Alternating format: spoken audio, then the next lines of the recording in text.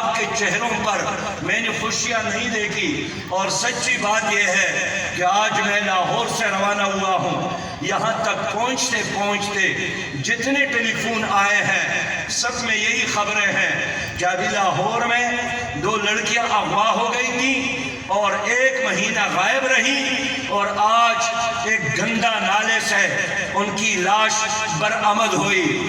کوئٹہ ابھی میں فون پہ بات کر رہا تھا، وہاں کئی دنوں سے 7 لاشیں موجود ہیں۔ کیا کہہ رہے ہیں ان کے لواحقین؟ ان کے لواحقین کیا مطالبہ کر رہے ہیں؟ کئی دنوں سے، کئی راتوں سے ان لاشوں کو انہوں نے سڑک پہ رکھا ہے کہ قاتل کون ہے گرفتار کیا جائے، اس لیے کہ سینکڑوں اس برادری کے لوگ ہر سال قتل کیے جاتے ہیں، ذبح کیے جاتے ہیں، اور قاتل گرفتار نہیں ہوا۔ آج ہزاروں لوگ کوئٹہ میں اس وقت ایک سڑک پر بیٹھے ہیں کئی دنوں سے، اور لاشیں بھی موجود ہے۔ ابھی تک انہوں نے لاشوں کو نہیں دفنایا۔ مطالبہ کیا ہے کہ اگر اس ملک کا کوئی وزیر اعظم ہے وہ کوئٹہ آ جائے اور ہمیں تسلی دے دے کہ ان مقتولوں کے قاتل کو گرفتار کیا جائے گا، لیکن تکبر دے کے، وزیر اعظم کے غرور کو دے کے، ان کی انانیت کو دے کے کہ 4-5 دن گزر گئے، وزیر اعظم نہیں چاہتا ہے، اور ادھر سے ٹویٹ پر پیغام دیتا ہے، ٹویٹر پر حکومت چلاتا ہے کہ آپ اپنے مردوں کو دفن کرو، میں کسی وقت آپ کے پاس آؤں گا۔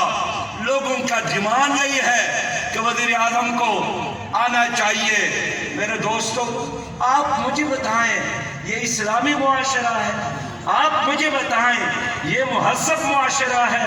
آپ مجھے بتائیں یہ جمہوری معاشرہ ہے؟ انہیں لوگوں نے اس حکومت کو ووٹ دیا تھا، پی ٹی آئی کو ووٹ دیا تھا، جن کے گلے ذبح کیے گئے ہیں، ان کی لاشیں کئی دنوں اور کئی راتوں سے وہاں موجود ہے، ان کے لوگ ان کے دفناتے نہیں ہیں کہ کس نے ان کو قتل کیا۔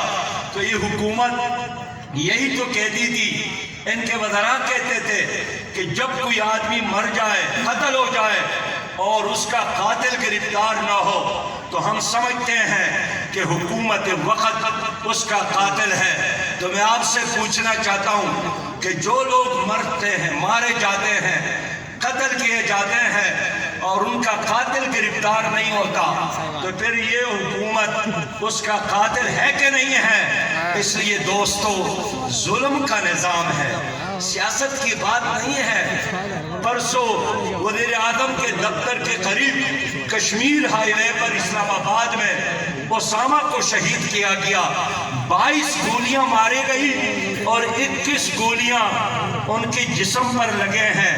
میں ان سے پوچھنا چاہتا ہوں کہ اگر تمہاری اندر غیرت ہے، اگر تم اتنے بہادر ہیں تو جاؤ کشمیر میں لڑو، انڈیا کا مقابلہ کرو، مقبوضہ کشمیر کے مظلوم مسلمانوں کی نجات کے لیے اپنی گولیاں چلاؤ۔ یہ گولیاں جو قوم کے پیسوں، قوم کے ٹیکسز، قوم کی خون پسینہ کے نتیجے میں بندوقوں اور گولیاں تمہارے ہاتھ میں ہیں، یہ اس لیے نہیں ہے کہ ان گولیوں کو ہمارے بچوں کی سینوں پر چلائیں، یہ دشمن کے مقابلے کے لیے ہے۔ آپ دہشت گردی کا مقابلہ نہیں کر سکتے اور اپنے لوگوں کو مارتے ہو، اپنے لوگوں کے لیے شیر بنے ہو، اپنے لوگوں کے سروں پر اور کھوپڑیوں پر کوڑے برساتے ہو۔ ظلم کا نظام، جبر کا نظام۔ میرے دوستو، میں مشورہ بھی کرنا چاہتا ہوں، حضور صلی اللہ علیہ وسلم نے فرمایا ہے، من مشى مع ظالم ليقويه وهو يعلم انه ظالم فقد خرج من الاسلام۔ جس نے ظالم کا ساتھ دیا، جس نے ظالم کو سپورٹ دیا، جس نے ظالم کو ووٹ دیا اور جانتا تھا کہ ظالم ہے لیکن اس لیے سپورٹ اور ووٹ دیتا رہا کہ اور ظالم اور موٹا اور تکڑا ہو جائے، نبی مہربان نے فرمایا یہ آدمی میری امت میں نہیں رہا تو اس ظلم کا ساتھ نہیں دینا۔ اس ظلم کو سپورٹ نہ کرنا، ان ظالموں کو ووٹ نہ دینا، یہ حضرت امام حسین رضی اللہ تعالیٰ عنہ کا پیغام ہے۔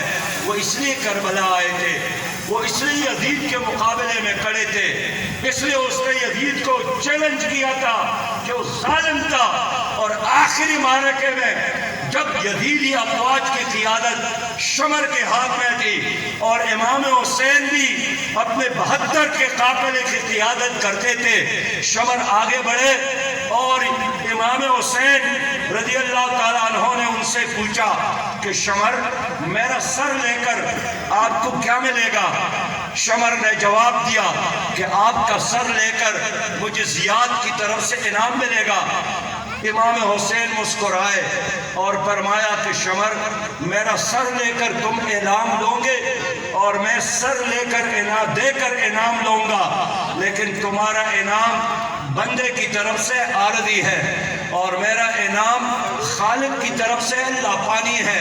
میرے دوستو، آج میں آپ سے پوچھنا چاہتا ہوں کہ آپ کی دلوں میں امام حسین زندہ ہے یا آپ کے دلوں میں یزید زندہ ہے؟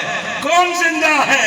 امام حسین زندہ ہے، ان کی محبتوں کے چراغ روشن ہے، اس لیے کہ اس نے ظلم کا مقابلہ کیا تھا۔ تو آپ لوگوں سے پوچھنا چاہتا ہوں، جو نبی مہربان کے عاشق ہے، جو حضرت امام حسین رضی اللہ تعالیٰ عنہ سے محبت کرنے والے ہیں، کہ آپ اس زمانے کے یزیدی قوتوں کا مقابلہ کرنے کے لیے تیار ہے کہ نہیں ہے؟ تیار ہے کہ نہیں ہے؟ یہی حق کا تقاضا ہے کہ امام حسین کے کاروان میں شامل ہو کر یزیدی قوتوں کا مقابلہ کرے۔ ایسا نہ بن جانا جس طرح کوفہ کے لوگوں نے امام حسین کے ساتھ کیا تھا۔ امام سے فرماتے اور عرض کرتے تھے کہ امام حسین، آپ نبی کا نواسہ ہے، ہمارے دل آپ کے ساتھ ہے، لیکن ہماری تلواریں یہ یزید کے ساتھ ہے۔ ابھی میں چیچا وطنی میں تھا، مجھے ایک صحافی نے کہا کہ جماعت اسلامی والے بڑی خدمت کرتے ہیں۔ کرونا وائرس کے دوران جب لوگ اپنے گھروں میں محصور تھے، لوگ اپنے دفتروں سے نکلنے کے لیے تیار نہیں تھے، تو جماعت اسلامی کے کارکنان نے ہر جگہ لوگوں کی خدمت کی، لیکن ان لوگوں نے گزشتہ الیکشن میں ووٹ ظالموں کو دیا، اور یہی وجہ ہے کہ آج کراچی سے لے کر چترال تک لوگ رو رہے ہیں۔ میرے پیارے بھائیوں، میں ایک بار پھر آسان الفاظ میں کہوں گا کہ تمہاری غربت کا علاج، اس مہنگائی کا علاج، اس بے روزگاری کا علاج، بد امنی کا علاج اس ملک میں رسول اللہ صلی اللہ علیہ وسلم کا نظام ہے۔ کس کا نظام؟ رسول اللہ صلی اللہ علیہ وسلم کا نظام۔ آپ لوگوں نے 73 سالوں میں یہاں پیپل پارٹی کو بھی دیکھا، مسلم لیگ کو بھی دیکھا، پی ٹی آئی کو بھی دیکھا، پرویز مشرف کو بھی دیکھا، ایوب خان کو بھی دیکھا، ضیاء الحق کو بھی دیکھا، پرویز مشرف جرنیلوں کو بھی دیکھا، اور جرنیلوں کے لائے ہوئے ان پارٹیوں کو بھی دیکھا۔ آپ مجھے بتائیں، ان تمام پارٹیوں نے پاکستان کے نظریے کے ساتھ، لا الہ الا اللہ کے ساتھ غداری اور بے وفائی کی ہے کہ نہیں کی ہے؟ گواہی تو دو نا، بے وفائی کی ہے کہ نہیں کی ہے؟ انہوں نے پاکستان کے جغرافیہ کے ساتھ بھی غداری کی ہے، اس لیے تو مشرق پاکستان بنگلہ دیش بن گیا، اور انہوں نے نظریے کے ساتھ بے وفائی کی ہے، انہوں نے اپنے بچوں کے ساتھ وفاداری کی ہے۔ کسی کا ایک شوگر ملتا تو اب 21 ہے، کسی کا ایک کارخانہ تھا تو اب 10-15 ہے، کسی کا ایک گھر تھا، ہر جگہ عالیشان کوٹیاں ہیں۔ میں آپ سے یہی پوچھنا چاہتا ہوں کہ لوگوں، کیا آپ آئندہ نسلوں کو، آپ اپنے بچوں کو جو اس وقت ماؤں کے گود میں ہے یا ماؤں کے پیٹ میں ہے، یہی نظام چھوڑنا چاہتے ہیں یا اس نظام کو بدلنا بھی چاہتے ہیں؟ بدلنا چاہتے ہیں کہ نہیں بدلنا چاہتے؟ ظلم کا نظام آپ نے چھوڑا، آپ کی آئندہ نسلیں آپ کو معاف نہیں کریں گے۔ اس لیے میں آپ کے سامنے کھڑا ہوں۔ اس وقت ایک طرف حکومت ہے، پی ٹی آئی کی حکومت ہے، تبدیلی کے نعرے کے ساتھ یہ آئی تھی، بڑے دعووں کے ساتھ آئی تھی، 1 کروڑ نوکریوں کے ساتھ، 50 لاکھ گھروں کے وعدے کے ساتھ، پاکستان کو قرضوں سے نجات کے عزم کے ساتھ، لیکن 950 دن گزر گئے، وہ کروڑ نوکریاں کہاں گئی؟ 50 لاکھ گھروں میں سے ایک بھی کسی کو نہیں ملا۔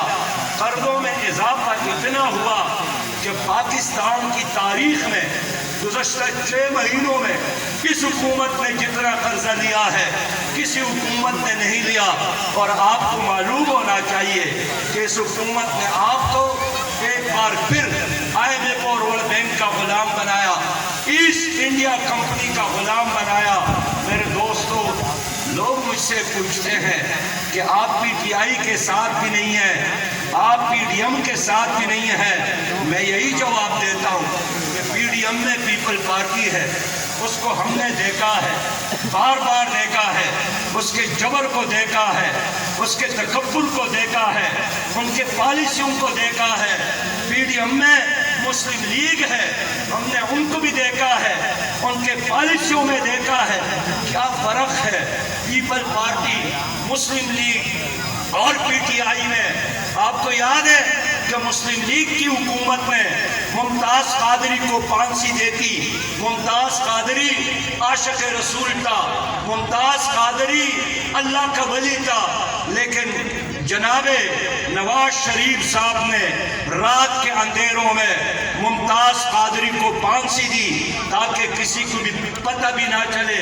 میرے پیارے بھائیوں، لیکن اس کے جانے کے بعد اس حکومت نے آسیہ کو رہا کیا، جس کی وجہ سے سارا کیس بن گیا تھا اور توہین رسالت کے مرتکب ہوئی تھی۔ آسیہ کو بھی جانے دیا، ممتاز قادری کو بھی پھانسی دی۔ کیا فرق ہے میرے دوستو؟ ایک حکومت، آپ کی گزشتہ حکومت نے ایمل کانسی کو امریکہ کے حوالے کیا، پاکستانی تھا، یوسف رمزی کو امریکہ کے حوالے کیا، پاکستانی تھا، ڈاکٹر عافیہ صدیقی کو امریکہ کے حوالے کیا، پاکستانی تھا، ریمنڈ ڈیوس جس نے دن کے روشنی میں 3 لاہوریوں کو شہید کیا، ان حکومتوں نے امریکہ کے حوالے کیا۔ اور اس حکومت نے اس پائلٹ کو رہا کیا جو پائلٹ پکڑے گئے تھے، جس نے پاکستان پر حملہ کیا تھا۔ اور رہائی کے بعد مودی نے کہا کہ پاکستان کی جرت کیسی ہے تو میرے پائلٹ کو 48 گھنٹے اپنے پاس رکھے، اور وہی پائلٹ وہاں جا کر مونچن کو تاؤ دیتے رہے۔ اور مودی نے اپنی قوم کے سامنے کہا کہ میں اس لیے آپ کا قائد ہوں کہ میرے دباؤ کے نتیجے میں 48 گھنٹوں کے اندر پاکستان کی موجودہ حکومت نے پائلٹ کو رہا کیا۔ اس لیے ان کے درمیان پالیسیوں میں فرق نہیں ہے، صرف لڑائی ہے حکومت کے لیے۔